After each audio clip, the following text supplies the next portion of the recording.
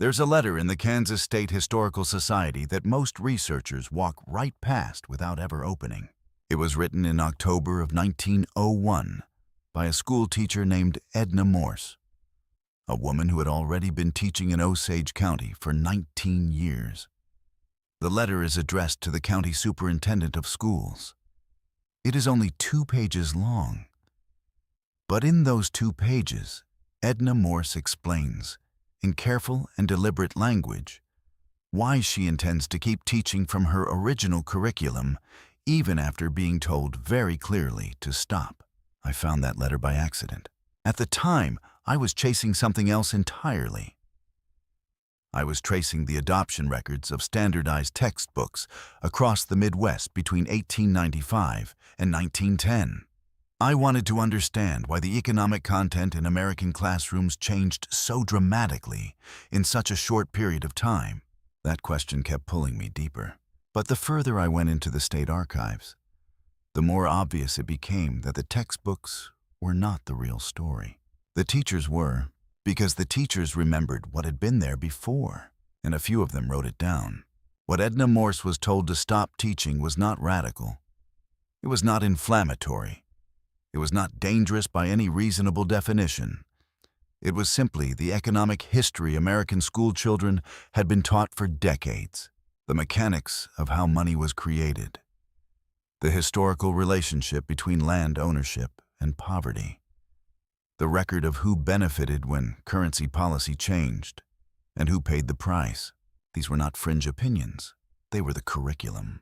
And then, in 1901, across the country, quietly, without public debate, and without any real announcement, they began to vanish. That timing was not random. 1901 was the year William McKinley was assassinated, and Theodore Roosevelt became president.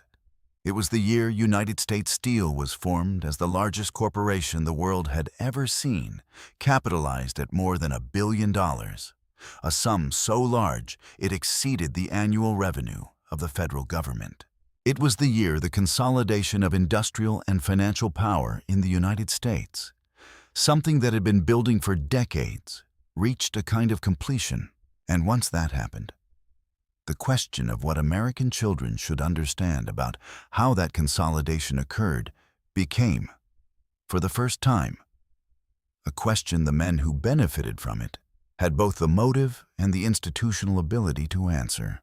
To understand why 1901 matters, you have to go back to 1879. That was the year Henry George published Progress and Poverty, a book asking a question that sounded simple but was deeply destabilizing. Why does poverty continue to exist alongside industrial growth? The book exploded. It sold millions of copies in about a decade. For a time, it was second only to the Bible in sales in the United States. It was discussed in churches, debated in political circles, and taught in schools. For a generation of American teachers, it shaped the way economic life was explained to students. George's argument was precise. He said the concentration of land ownership was the main mechanism through which wealth created by productive labor was siphoned into the hands of people who produced nothing themselves. He traced that pattern across history, identified the mechanism clearly, and then proposed a remedy so straightforward that it terrified the people it would have affected. A single tax on land value, not on labor, not on production, on the value of land itself. Because that value, George argued, did not rise because of the landowner's effort. It rose because communities grew around it. This was not some obscure fringe theory.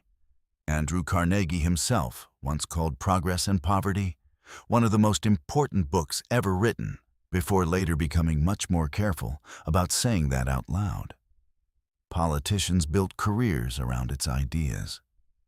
Teachers presented it as established economic history because, in the 1880s, that is essentially what it was. And that was the curriculum Edna Morse was still using in 1901. That is why her letter matters. That year, as happened in Kansas and in states like Ohio, Indiana, and others, teachers received new curriculum frameworks. These new frameworks came through state education boards that had started receiving substantial organizational support from a growing network of philanthropic foundations, organizations that barely existed a decade earlier. The language attached to these changes was always polished and reassuring. Modernization, efficiency, preparation for the industrial economy, and on the surface, the new frameworks looked impressive. They were cleaner, more systematic, more precise than the older ones. They specified what should be taught in a way earlier curriculum guides had not. But they were equally precise about what should no longer be taught. The economic history of monetary creation was gone. The history of deflationary policy in the 1870s and 1880s, policies that transferred wealth from debtors to creditors on a massive scale, was gone. Henry George's land value analysis was gone. The Greenback movement, which argued that the federal government rather than private banks should control the issuance of currency, was no longer treated as a serious political and economic movement. It was reclassified as something fringe and discredited, despite the fact that it had elected governors, senators, and representatives across multiple states. The Granger movement's documented fight against railroad monopoly pricing, the very struggle that helped produce the Interstate Commerce Act of 1887, was reduced to a passing reference. The National Banking Act of 1863 and its effect on rural credit availability, not taught at all. The cause and effect chain linking monetary policy to farm foreclosure across the Great Plains, a chain farmers themselves understood so clearly that they built political movements around it, was replaced by a much softer, much safer story. A story about thrift, a story about efficiency, a story about markets working naturally. What replaced the old curriculum was not exactly false. That is what makes it so difficult to notice. It was incomplete in ways that benefited very specific people. The new curriculum taught that markets allocate resources efficiently when left alone. It taught that wages reflect the productive value of labor. But it did not teach who gets to define productive value. It did not teach who set the conditions under which those valuations were made. And it did not teach what the historical record actually showed happened to wages when workers had no organized alternatives. It taught the conclusion. It removed the evidence that earlier generations had used to challenge that conclusion. Edna Morse understood exactly what that meant. In her letter, and I am paraphrasing here, because the original document is fragile and the county only allows transcription, she explains that she had been teaching her students to read economic history the same way she taught every other kind of history, through the primary sources, through documented cause and effect, through the understanding that someone always benefits from a policy decision, and that figuring out who benefits is the beginning of understanding why the decision was made in the first place. She wrote that she did not believe it was her job as a teacher to protect students from conclusions that might make powerful people uncomfortable. She believed it was her job to teach them how to reach conclusions at all. The letter was written in October. She was dismissed in December. And when you step back and look at what was happening around her, that dismissal starts to look a lot less isolated than it first appears. Because this was not just a fight between one teacher and one county office. It was part of something much larger. By the early 1900s, the standardization of American education was accelerating. And the people funding that process were not neutral observers. They were men whose fortunes had been built inside the very economic system the old curriculum had explained, documented, and in some cases, directly challenged. Edna Morse was not refusing a minor bureaucratic update. She was standing in the path of a national transition, and she knew it. In 1902, just a year after Edna Morse wrote that letter, John D. Rockefeller established the General Education Board with an initial gift of $1 million, a sum that would eventually grow to tens of millions more over the next 2 decades. Its public mission sounded noble. It was presented as an effort to improve education across the United States, without distinction of race, sex, or creed. But when you read the board's own reports, the practical function becomes much clearer. It was about coordination. It was about standardization. It was about shaping American schooling into something its founders considered appropriate for an industrial society. And that phrase matters. Appropriate for an industrial society. Because Edna Morse did not believe the purpose of school was to prepare children to fit neatly into an industrial system. She believed the purpose of school was to teach them how to understand the world they were entering, including the forces that shaped it and the interests that benefited from it. Those are not the same thing. Frederick Gates, Rockefeller's philanthropic advisor, was unusually candid about this. In writing about education, he described the goal as producing in the child a clear knowledge of what he ought to do and a willingness to do it. That sounds simple until you stop and ask the obvious question: who decides what he ought to do? Edna Morse would have answered that schools should help students ask that question. The emerging national education system was increasingly designed to make sure they never asked it at all. Then, in 1905, Andrew Carnegie established the Carnegie Foundation for the advancement of teaching with a gift of $10 million. One of the foundation's most celebrated early efforts was a pension system for teachers and college professors. It was widely praised as enlightened generosity, a humane reform in a profession where long service often ended in poverty. And to be fair, it did provide real security. But it also came with conditions. To qualify for Carnegie pension support, institutions had to meet curriculum and administrative standards approved by the foundation. That meant money was tied directly to compliance. Schools that wanted financial stability had to align themselves with a model of education chosen by men whose wealth had been built in the very economic order now being cleaned up, simplified, and repackaged for classroom use. This is the point where people often want a villain in a dark room making explicit decisions. But the reality is both less dramatic and more powerful than that. It did not require a secret conspiracy. It did not require a private agreement to suppress uncomfortable history. It only required converging interests. The industrialists funding the modernization of American education happened to be the same men whose rise the older economic curriculum had explained in ways that were deeply inconvenient. They did not have to coordinate every detail. They only had to fund systems that naturally selected for more useful narratives and discarded the rest. That is how durable change usually happens, not through one order, not through one meeting, but through the steady creation of incentives that make one kind of knowledge easy to keep and another kind costly to preserve. Now go back to Kansas, back to Osage County, back to the winter of 1901.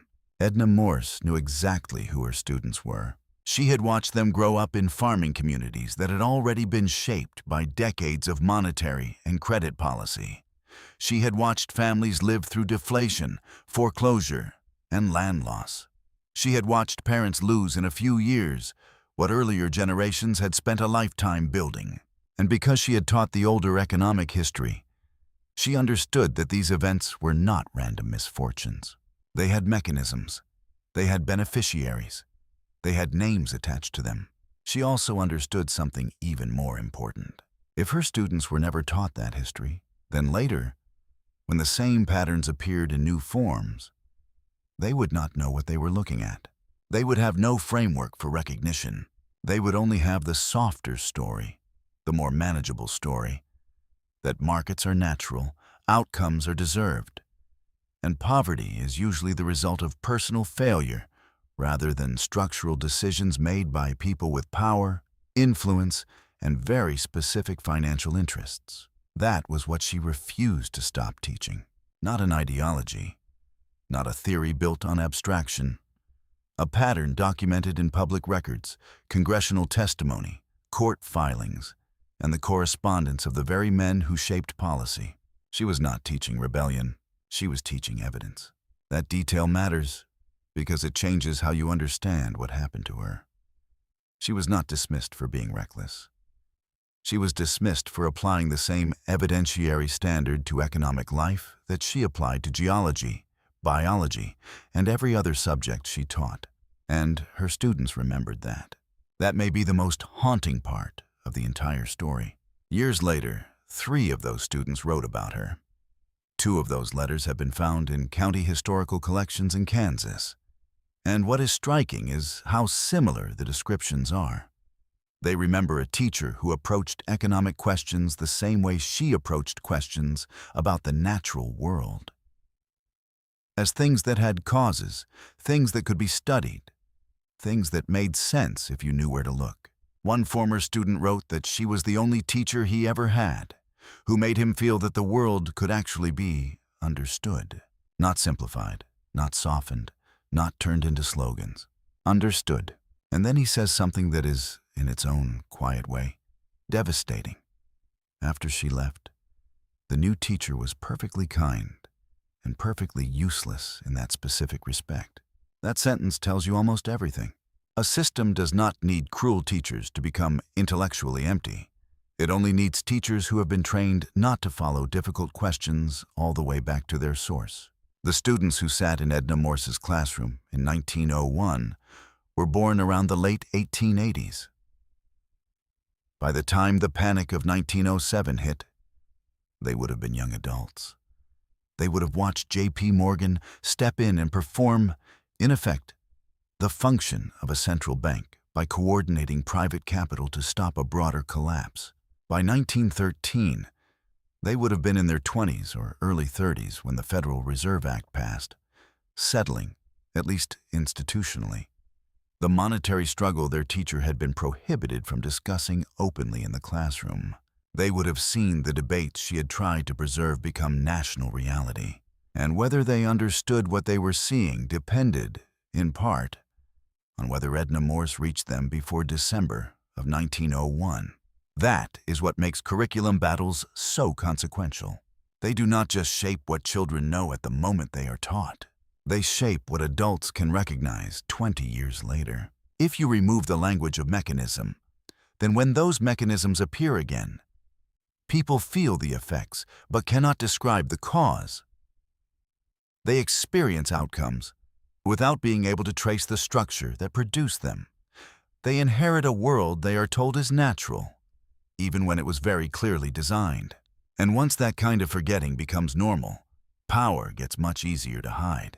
This is why the older curriculum mattered so much. It did not merely hand students a set of approved conclusions.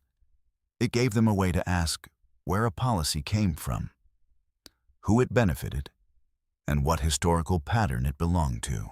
That way of thinking was dangerous, not because it was irrational, but because it was rational in the wrong direction. It trained students to follow the trail backward, and a school system designed for social stability, labor discipline, and administrative efficiency has very little use for that kind of habit. By the time the new frameworks were fully established, what had been removed was more than content. It was a method, a habit of mind, a reflex of investigation, a willingness to ask who benefits before accepting any public explanation at face value. Edna Morse understood that the removal of those habits would matter far beyond her classroom. She was right. And the tragedy is not only that she lost her job. The tragedy is that she saw the shape of what was coming before most people had even noticed that anything was being taken away. In 1913, the General Education Board published a document called The Country School of Tomorrow. And when you read it now, what stands out is not how hidden its intentions were, but how openly they were described. Frederick Gates did not say education should exist to create fiercely independent minds trained to question every inherited structure. He described something much more practical, much more orderly, and much more useful to the kind of society men like Rockefeller and Carnegie were helping build. The goal was to produce citizens who could function smoothly inside the system, literate enough to follow instructions, disciplined enough to accept assigned roles, adapted enough not to create friction. He did not phrase it quite that bluntly, but the meaning is not difficult to see. And that is exactly why the older economic curriculum had to go, because the old curriculum did something the new one could not tolerate. It taught origins. It taught students that policies came from people, that institutions had authors, that rules were not natural facts floating above history, but decisions made by individuals and groups with concrete interests. It taught that economic life was not weather. It was structure, and once students learn to look at structure, they start asking the kind of questions efficient systems do not enjoy answering. Who designed this? Who profits from it? Who pays for it? What was here before? What had to be removed to make this arrangement seem normal? That is the habit Edna Morse was defending. And the more time I spent in the archives, the more one question kept returning with almost unbearable force. How many Edna Morses were there? How many teachers in 1901, 1902, 1903 received these new curriculum frameworks, compared them against what they had been teaching, and immediately understood what was happening? How many of them wrote letters to superintendents? How many protested in language too measured to sound dramatic? How many were dismissed quietly? How many adapted because they had children to feed? How many left the profession? How many wrote something down before they disappeared from the record? And of those who wrote, how many letters were preserved? How many were filed away under labels nobody thought to revisit? How many are still sitting unread in county collections, courthouse basements, university archives, and state historical societies? The Kansas State Historical Society alone holds roughly 1.4 million documents. They have been digitizing materials since 2003. Edna Morse's letter only became searchable in 2019. Before that, it sat in a folder labeled something so ordinary almost nobody would think to examine it closely. Educator Correspondence, Osage County, 1890 to 1910. A folder like that can hide a life. A folder like that can hide a pattern. That letter sat there for decades, year after year, through wars, depressions, elections, reforms, curriculum revisions, patriotic textbook waves, new standards, new commissions, new foundations, new moral language justifying old power. It sat there while the educational world it described was forgotten. And if there is one Edna Morse in Kansas, there are probably many more elsewhere. There are probably teachers in Ohio and Indiana and Nebraska and Iowa who saw the same thing, understood the same thing, and wrote the same kind of letter. Maybe not with the same clarity, maybe not with the same courage, but enough to leave a trace. Teachers do that. They write things down. Even when they know it will not save them, they write things down because they have spent their lives believing that a record matters. And sometimes the record survives longer than the people who tried to keep it. That is why this story matters to me more, the longer I sit with it. Because the economic history removed in 1901 did not disappear completely. It survived in fragments, in letters, in student memories, in local collections, in county archives, in the documented record of what happened afterward. And what happened afterward is impossible to ignore once you know what those teachers were trying to preserve.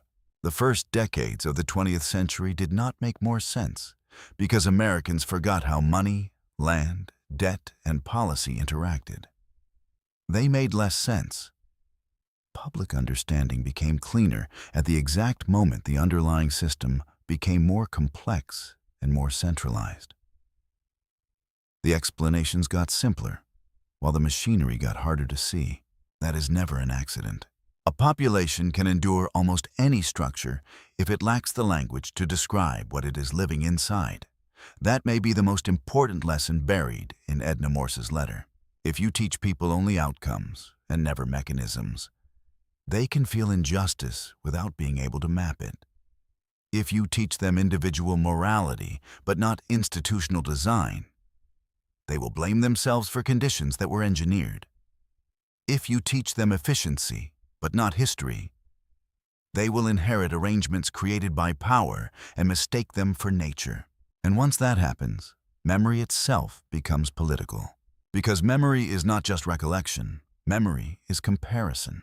To remember what was taken is to realize that the present was not inevitable, that there were alternatives, that other explanations once existed, that children were once taught to ask different questions.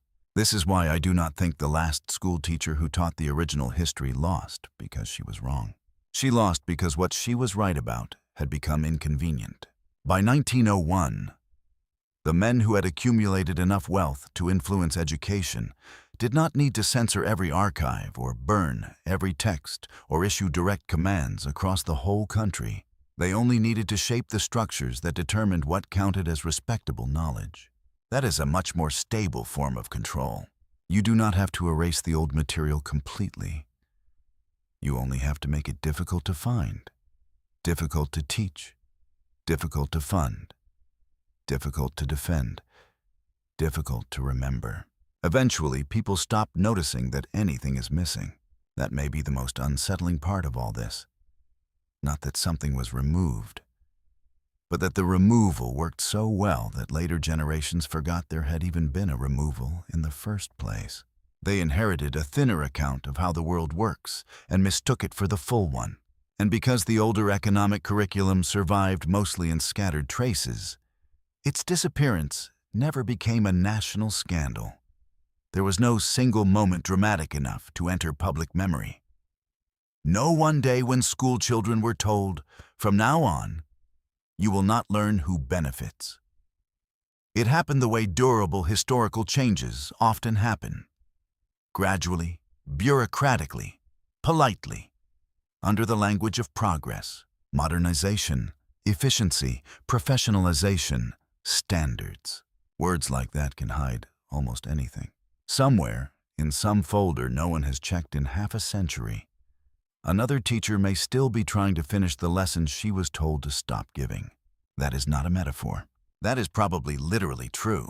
A letter in an uncatalogued county box, a complaint in a superintendent's file, a handwritten note folded into curriculum records, a resignation statement, a transcript, a margin note. A final defense from someone who understood, before most people did, that what was being removed was not just a topic, but a way of seeing. The archive is still open. The documents are still there. And the story they tell is not merely about one teacher in Kansas. It is about the moment American education stopped teaching students how to trace power back to its source and started teaching them instead how to live inside its outcomes without asking too many questions. That capacity to shape memory has not gone away. If anything, it has become more refined. What has diminished is our awareness that anything was taken from us at all. And that may be the real victory of the people Edna Morse understood too well.